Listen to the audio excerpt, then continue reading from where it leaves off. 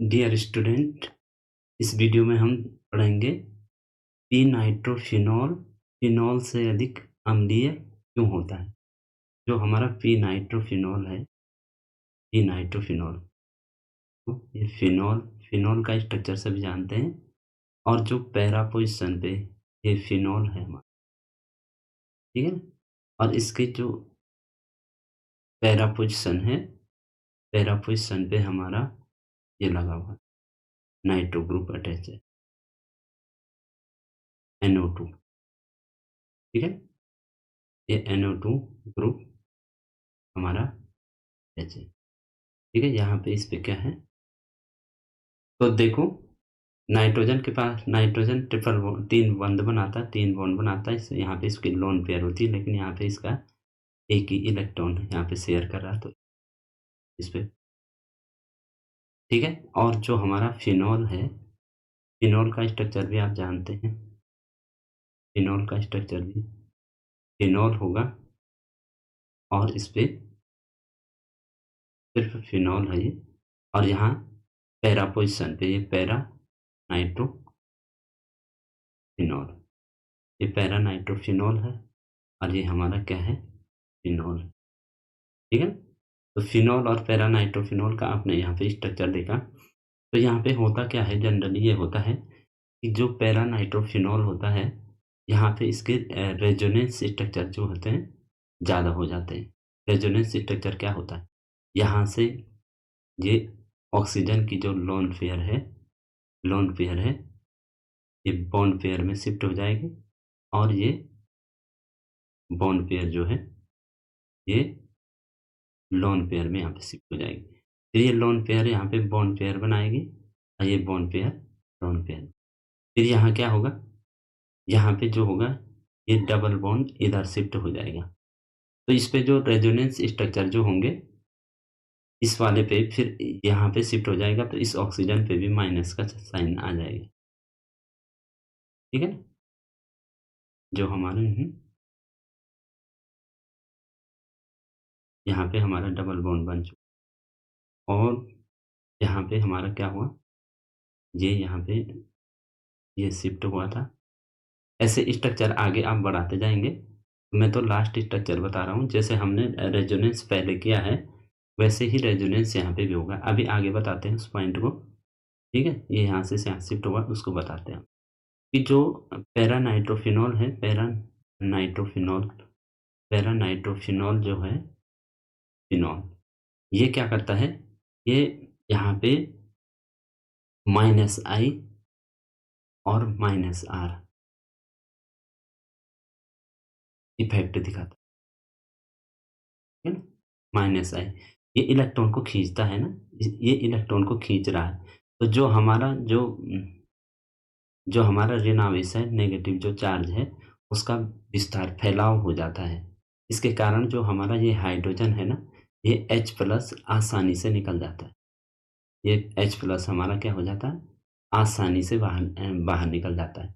तो ज़्यादा अम्लीय कौन होगा, जिसमें H आसानी से निकल जाए। तो इसमें आसानी से निकल जाता है क्योंकि ये माइनस चार्ज का फैलाव हो जाता है, माइनस चार्ज। फिर यहाँ पे इस ऑक्सीजन पे माइनस आएगा, फिर ये वापस जाएगा, फिर यहाँ जाएगा, फिर यहाँ जाएगा। इस प्रकार से जिसके ज़्यादा रेजोनेंस स्ट्रक्चर जो होंगे, -R इफेक्ट जो होगा, -R प्रभाव और -I जो इंडक्टिव इफेक्ट आपने 11 में पढ़ा है, प्रेरणिक प्रभाव, इंडक्टिव इफेक्ट भी आपने पढ़ा है। -R मतलब जो इंडक्टिव इफेक्ट जो है, इंडक्टिव जो इफेक्ट है, इफेक्ट जो प्रेरणिक प्रभाव जो आपने 11 में पढ़ा है, 11 में ना, प्रेरणिक प्रभाव इसमें इलेक्ट्रॉन खींचने वाला। देखो 2 ग्रुप होते हैं, एक तो इलेक्ट्रॉन डोनेटिंग ग्रुप होते हैं, वो भी हमने 11 में बताया था, EDG, यहाँ भी बता देंगे। जैसे हमारा एल्किल ग्रुप होता है, एल्किल ग्रुप हमारे जो होते हैं इलेक्ट्रॉन डोनेटिंग ग्रुप होते हैं, इलेक्ट्रॉन दाता समूह, ठीक है। और एक इलेक्ट्रॉन विथड्रॉइंग ग्रुप होता है, ठीक है ना, इलेक्ट्रॉन खींचने वाले ग्रुप। तो इसमें तो हमारे सारे हैलोजन वगैरह जो आ जाएंगे और साथ में ये NO2 भी आ जाएगा, ये भी इलेक्ट्रॉन को अपनी ओर खींचता है। तो इलेक्ट्रॉन को अपनी ओर खींचेगा, यहाँ से इलेक्ट्रॉन यहाँ जाएंगे, फिर यहाँ से बैक जाएंगे, तो ये एक तो -R और -I जो प्रभाव है ये दिखाता है, और इसके कारण जो हमारा फिनॉक्साइड आयन होता है, फिनॉक्साइड आयन ये क्या हो जाता है, इसमें स्टेबिलिटी ज़्यादा हो जाती है, ये स्थिर हो जाता है, स्टेबल हो जाता है, ज़्यादा स्टेबिलिटी होती है फिनॉल से। ये फिनॉल का जो फिनॉक्साइड है और ये पैरानाइट्रोफिनॉक्साइड है। पैरानाइट्रोफिनॉक्साइड फिनॉक्साइड जो आयन बनेगा ये ज़्यादा स्थिर होता है, ज़्यादा स्टेबिलिटी होती है। तो ज़्यादा स्टेबिलिटी मतलब ज़्यादा अम्लीय व्यवहार दिखाएगा, ये हाइड्रोजन को आसानी से निकाल देगा, ठीक है ना। तो इस प्रकार आप मैं अभी आगे बात करते हैं, ठीक है। यहाँ तक सभी समझ गए, और अब ये देखिए आगे की बात करते हैं। फिनॉक्साइड आयन को अधिक स्थिर बना देता है, और ऋण आवेश का क्या होता है इसमें, देखो हिंदी इंग्लिश मीडियम दोनों है। ऋण आवेश का जो हमारा नेगेटिव चार्ज है ना, जो नेगेटिव चार्ज जो होता है, तो इसका क्या हो जाता है, बेहतर ये फैलाव इसमें हो जाता है, इसमें इसका बेहतर फैलाव हो जाता है, मतलब अच्छी तरह फैल जाता है, बेहतर फैलाव हो जाता है नेगेटिव चार्ज का, ठीक है। बेहतर फैलाव होने के कारण HN फैलाव होने के कारण जो प्रोटॉन HN जो हम कहेंगे प्रोटॉन आसानी से निकल जाता है, आसानी से निकल जाता है, ठीक है ना। ये बात आप समझ चुके हैं। इसलिए जो हमारा इसीलिए जो होता है, इसलिए पैरानाइट्रो जो फिनॉल होता है, नाइट्रोफिनॉल फिनॉल से अधिक अम्लीय होता है, फिनॉल से अधिक अम्लीय होता है,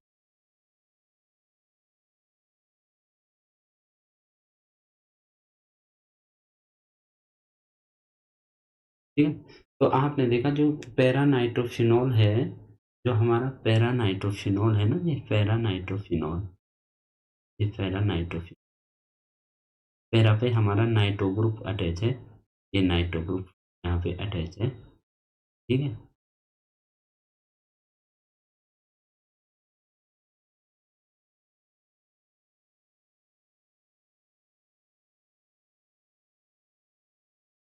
यहाँ पे हम इसको कहेंगे कि जब इससे H+ निकल जाएगा तो ये पैरानाइट्रोफिनॉक्साइड हो जाएगा। फिनॉल में तो हमारा सिर्फ फिनॉक्साइड आयन बनेगा ना, ये फिनॉक्साइड आयन, तो फिनॉक्साइड आयन बनेगा इसमें, सिर्फ फिनॉक्साइड आयन बनेगा, ये देख रहे, ये फिनॉक्साइड आयन हमारा यहाँ पे बनेगा, ठीक है ना। ये फिनॉक्साइड आयन बनेगा, यहाँ पे बनेगा पैरानाइट्रोफिनॉक्साइड। पैरानाइट्रोफिनॉक्साइड में क्या होगा कि जो रेजोनेंस होगा वो रेजोनेंस इधर से इधर को भी जाएगा, इधर जाएगा ये, और यहाँ से फिर बैक आएगा, ठीक है। तो यहाँ पे ज़्यादा रेजोनेंस स्ट्रक्चर हो जाएंगे, तो ज़्यादा रेजोनेंस स्ट्रक्चर होने के कारण ये क्या हो जाएगा, ज़्यादा स्टेबल हो जाएगा, ज़्यादा स्टेबल हो जाएगा। तो ज़्यादा स्टेबिलिटी के कारण इसकी जो अम्लीयता होगी वो ज़्यादा होगी। यही रीज़न है कि ये -R प्रभाव दिखाता है, -R इफेक्ट दिखाता है पैरानाइट्रोफिनॉल, और आप इतना भी लिख दो -R और -I प्रभाव ये दिखाता है, -R प्रभाव और -I प्रभाव दिखाता है। तो -R प्रभाव और I प्रभाव क्या होता है, ये इलेक्ट्रॉन खींचने वाला प्रभाव होता है, जहाँ से जो आएगा, ये देखो ये ऑक्सीजन, आपने देखो इलेक्ट्रोनेगेटिविटी में आप देखते हैं कि fluorine, oxygen, nitrogen, fluorine, bromine और आयोडीन, ठीक है। तो ये इलेक्ट्रोनेगेटिविटी का क्रम है, इलेक्ट्रोनेगेटिविटी इस तरीके से होती है, सबसे ज़्यादा फ्लोरीन की होती है, फिर ऑक्सीजन की, फिर नाइट्रोजन की, फिर क्लोरीन की, फिर ब्रोमीन की, फिर आयोडीन की।